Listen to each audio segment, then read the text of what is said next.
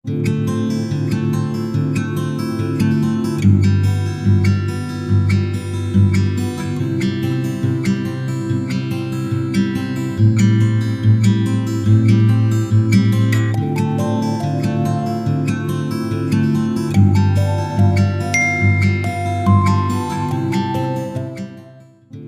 बार फिर से आप सभी का स्वागत है। हम अध्ययन कर रहे हैं न्यायियों की पुस्तक का और अब समय है कि हम उसके 7वें अध्याय पहले वचन से आगे का अध्ययन करें। यहाँ पर लिखा है, तब गिदोन जो यरुब्बाबेल भी कहलाता है, अभी हमने देखा कि उसका नाम यरुब्बाबेल रखा गया, तो सब लोग जो उसके संग थे सवेरे उठे और हरोद नामक सोते के पास अपने डेरे खड़े किए और मिघानियों की छावनी उनके उत्तर की ओर मोरे नामक पहाड़ी के पास तराई में पड़ी हुई थी। तब यहोवा ने गिदोन से कहा, जो लोग तेरे संग हैं वो इतने हैं कि मैं मिघानियों को उनके हाथ नहीं कर सकता, नहीं तो इजराइल ये कहकर मेरे विरोध अपनी बड़ाई मारने लगेगा कि हम अपने ही बाजूबल के द्वारा बचे हैं। इसलिए तू जाकर लोगों में ये प्रचार करके ये सुना दे, जो कोई डर के मारे थरथराता हो वो गिलाद के पहाड़ से लौटकर चला जाए। तब 22,000 लोग लौट गए, केवल 10,000 रह गए। तो मेरे प्यारे बहनों, हम यहाँ पर क्या देखते हैं? लगभग 32,000 लोग गिदोन के साथ वहां पर युद्ध के लिए तैयार हैं। लेकिन यहां परमेश्वर क्या कह रहे हैं? देखिए, बड़े ही महिमा वाली बात परमेश्वर यहां पर कह रहे हैं कि तेरे साथ इतने लोग हैं, 32,000 लोग हैं, और मैं नहीं चाहता हूं कि तू 32,000 लोगों को ले जाकर के मिघानियों पर विजय प्राप्त कर, क्योंकि अगर तू ऐसा करेगा तो फिर ये लोग जो इजरायली 32,000 हैं, ये मुझे महिमा नहीं देंगे, ये खुद अपनी बड़ाई मारने लगेंगे कि हमने मिघानियों पर विजय प्राप्त की। मैं चाहता हूं कि मेरी महिमा हो, कम से कम लोगों को मैं मिघानियों पर विजय प्राप्त करने के लिए भेजूं, ताकि लोग कहें कि ये इजरायलियों के द्वारा नहीं हुआ है, ये परमेश्वर की सामर्थ्य के द्वारा हुआ है। तब परमेश्वर ने उससे कहा कि भाई लोगों से कह दे कि भाई जिन्हें दिल घबरा रहा हो, जिन्हें डर लग रहा हो, वो चले जाएं। तो हम वहां क्या देखते हैं? 32,000 लोगों में से 22,000 लोग युद्ध में से पीछे हट गए। अब बचे 10,000 लोग।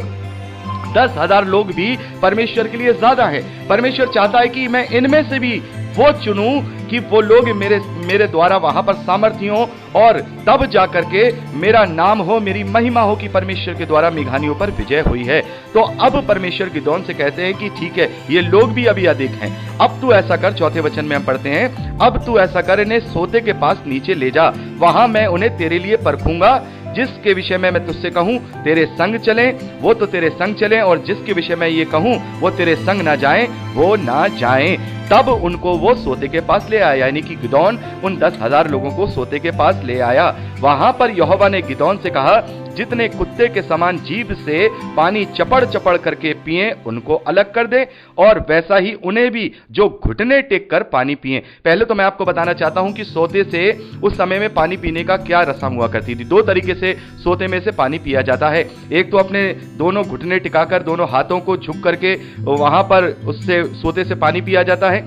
एक पानी को अपने हाथों में चुल्लू में लेकर के मुंह से जो हम सुर करके पीते हैं, वैसे किया जाता है। तो यहां पर परमेश्वर ने 2 चिन्ह बताए कि सबसे बोल कि वो पानी पिए, और जो लोग चपड़ चपड़ करके पिए, यानी कि अपने हाथों से उठा करके मुंह से सुर करके पिए, उनको अलग कर दे, और जो लोग घुटने के बल आकर के हाथों से उठाकर पानी पिए, उनको अलग कर दे। तो इसके विषय में मैं आपको अभी बताऊंगा कि परमेश्वर ने ऐसा क्यों कहा।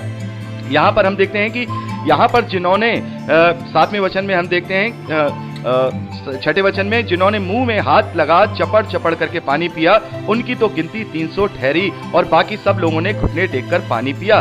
तब यहोवा ने गिदोन से कहा, इन 300 चपड़ चपड़ करके पीने वालों के द्वारा मैं तुमको छुड़ाऊंगा। हालेलुया। मेरे प्यारे बहनों, 32,000 लोगों में से परमेश्वर ने 300 लोगों को चुना है। 300 लोग, केवल 300। 32,000 से परमेश्वर ने महिमा नहीं कराई। यहां परमेश्वर कहता है कि मैं इन 300 लोगों से ही मैं मिघानियों को तुम्हारे वश में कर दूंगा, और मैं तुम्हें अपनी महिमा दिखाऊंगा। तो मेरे प्यारे बहनों, यहां पर हम क्या देखते हैं कि बाकी के 9,700 लोग वहां से अपने अपने स्थानों में लौट गए, और 8वें वचन में हम देखते हैं उन 300 लोगों ने अपने साथ भोजन सामग्री ली और नरसिंगे लिए, और इजराइल के अन्य सब पुरुषों को अपने अपने डेरों की ओर भेज दिया, परंतु उन 300 पुरुषों को अपने पास रख छोड़ा, और मिघान की छावनी उसके नीचे तराई में पड़ी हुई थी। तो यहां पर हम देखते हैं कि परमेश्वर ने गिदोन के साथ केवल 300 लोगों को चुना, 300 लोगों को चुना। तो यहां पर जो चुनने का तरीका है, थोड़ा आप लोगों को यह लग रहा होगा कि परमेश्वर ने यह क्या कहा कि जो कुत्ते के समान चपड़ चपड़ करके पिएगा वो चुने गए, और जिन्होंने घुटनों के बल हाथों से अपना पानी पिया वो क्यों नहीं चुने गए। मेरे प्यारे भाई बहनों, इसमें एक बहुत बड़ी गहरी बात छिपी हुई है। हम देखते हैं कि जो घुटनों के बल झुक करके सोते से पानी पीते हैं, वो अपने दोनों हाथों को पानी चुल्लू में भर करके उससे फिर पीते हैं। उसके लिए क्या करना पड़ता है, जो उनके हाथों में हथियार होते हैं वो उन्हें जमीन पर रखने होते हैं, और अगर वो अपने हथियार छोड़ देंगे तो वो क्या युद्ध लड़ेंगे। लेकिन जिन्होंने मुंह से हाथ उठा करके अपने मुंह से सुर करके चपड़ करके पिया है, उन्होंने अपने हथियार नहीं छोड़े हैं। तो मेरे प्यारे भाई बहनों, इस बात का ये इंडिकेशन है कि चाहे कोई सा भी युद्ध हो, हम तो अब कोई शारीरिक युद्ध नहीं करते हैं, मसीह विश्वासी अब कोई शारीरिक युद्ध नहीं करते हैं। पौलुस कहते हैं कि हमारी लड़ाई, हमारा मल्ल युद्ध कोई संसार के हाकिमों से या हार्ड मास से या मांस और लहू से नहीं है, हमारी लड़ाई तो अंधकार की शक्तियों से है। इसलिए हमें आत्मिक युद्ध लड़ना है, आत्मिक हथियारों के साथ। कोई किसी को मार काट करने वाला नहीं, बल्कि शैतान के ऊपर वार करना है। तो चाहे संसारिक युद्ध हो चाहे आत्मिक युद्ध हो, वहां पर हथियार को थामे रहने की जरूरत है। तो परमेश्वर ने यहां पर यह संदेश दिया है कि जिसने अपने हथियार छोड़ दिए वो मेरे युद्ध के योग्य नहीं, और जिसने अपना हथियार पकड़कर पानी पिया, यानी कि वो सजग है पानी पीते समय भी, वो अपने हथियार को नहीं छोड़ रहा है, तो वो इस योग्य है कि मैं उससे अपनी महिमा कराऊंगा। तो मेरे प्यारे भाई बहनों, हम मसीही विश्वासियों को भी ऐसा ही बनना है। जब हम आत्मिक युद्ध शैतान से लड़ रहे हैं तो घुटने के बल टिककर अपने दोनों हाथों को खाली करके नहीं, बल्कि आत्मिक हथियारों से सुसज्जित होकर, जैसा कि पौलुस कहते हैं कि परमेश्वर के आत्मिक हथियारों से अपने आप को लैस कर लो।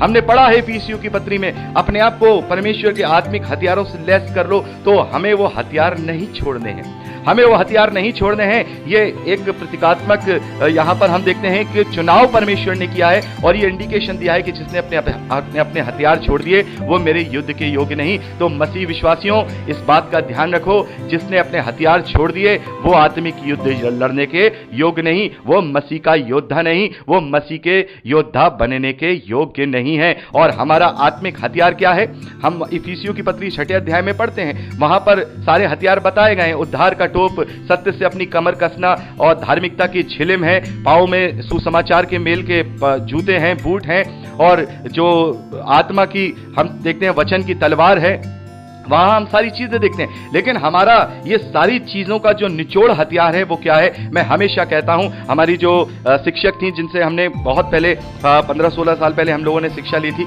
वो हमेशा कहती थी कि जब भी तुम शिक्षा लेने आओ, जब भी टीचिंग लेने आओ, तो अपना हथियार साथ जरूर लेके आना। और वो हमेशा कहती थी कि तुम्हारा हथियार कहां है, तो वो बाइबल को इंडिकेट करती थी, और वो कहती थी कि तुम्हारा हथियार कहां है, तो बाइबल हमारा हथियार है, बाइबल हमारा हथियार है। और ये बाइबल हमें लेके जानी है अपने आत्मिक युद्ध में, और जिसने बाइबल को छोड़ दी तो वो परमेश्वर के योग्य नहीं। जैसे वो 9700 लोगों को परमेश्वर ने नहीं चुना, वैसे ही यदि हमने बाइबल को अपने जीवन में हथियार के रूप में इस्तेमाल नहीं किया तो हम भी परमेश्वर के आत्मिक युद्ध के योग्य नहीं है। तो मेरे प्यारे भाई बहनों, यहाँ पर इस प्रकार से हम देखते हैं कि परमेश्वर ने इन 300 लोगों से अपनी महिमा को कराया है। और आगे आप पूरा पढ़ सकते हैं कि किस प्रकार से परमेश्वर ने वो सारी बातें वहां की, उन 300 लोगों के द्वारा उन्हें अपने वश में किया है। ये पूरा आप वर्णन 9वें वचन से लेकर के 25वें वचन तक पढ़ सकते हैं। और मैं चाहूंगा मेरे प्यारे भाई बहनों, आप इसे पर्सनली रूप से पढ़ लीजिएगा। यहाँ पर मैं ज्यादा बात नहीं करूंगा इसके विषय में। तो यहाँ 7वें अध्याय में हम गिदोन पर, मिघानियों पर विजय देखते हैं, और वो भी केवल 300 इस्राएलियों के द्वारा। तो यहां परमेश्वर ने एक बार फिर से सिद्ध किया है कि परमेश्वर कैसे भी किसी भी स्थिति में, कैसे भी निर्बलता में, दुर्बलता में अपनी सामर्थ्य के द्वारा प्रबल कर सकता है। अभी हमने क्या देखा, जो तीसरा न्यायु है वो एक स्त्री है, दबोरा, और वहां पर जो तीसरा उसका जो सेनापति है उसके पास 900 लोहे के रथ थे, उसकी भी जो मृत्यु है, उसको भी जो मारा जाना है एक स्त्री के द्वारा होता है। तो परमेश्वर किसी के द्वारा भी अपनी महिमा करा सकते हैं। और यहां पर हम देखते हैं कि परमेश्वर ने उन 300 लोगों के द्वारा मिघानियों पर विजय प्राप्त कराई, और मिघानियों पर विजय प्राप्त करके अपनी महिमा कराई, ताकि अब इजरायली ये ना कह सके कि हमने अपने बाहुबल से मिघानियों को जीता है। तुमने अपने बाहुबल से नहीं, परमेश्वर की सामर्थ्य और परमेश्वर के बल से तुमने मिघानियों पर विजय प्राप्त की है। और इस बात को हम 7वें अध्याय 1 वचन से लेकर के 25वें वचन तक पढ़ सकते हैं। और मैं चाहूंगा मेरे प्यारे भाई बहनों, आप इसको पूरा 8वें अध्याय को भी पढ़ लीजिएगा, क्योंकि यहाँ पर 8वें अध्याय में हम पूरी बातों को देखते हैं और इसमें से जो जो अगर कोई इंपॉर्टेंट बातें होंगी तो मैं आपको अगली रिकॉर्डिंग में, यानी कि परसों जब हम अध्ययन करेंगे तो उसमें मैं आपको जरूर बता दूंगा। तो आप इसको 8वें अध्याय को भी यहाँ पर अपने आप से पढ़ लीजिएगा, जहाँ पर मेघानियों के द्वारा पूर्ण पराजय को देखा गया है, यानी कि इजरायलियों के द्वारा पूरी रीति से मेघानियों पर कब्जा कर लिया गया, अधिकार कर लिया गया।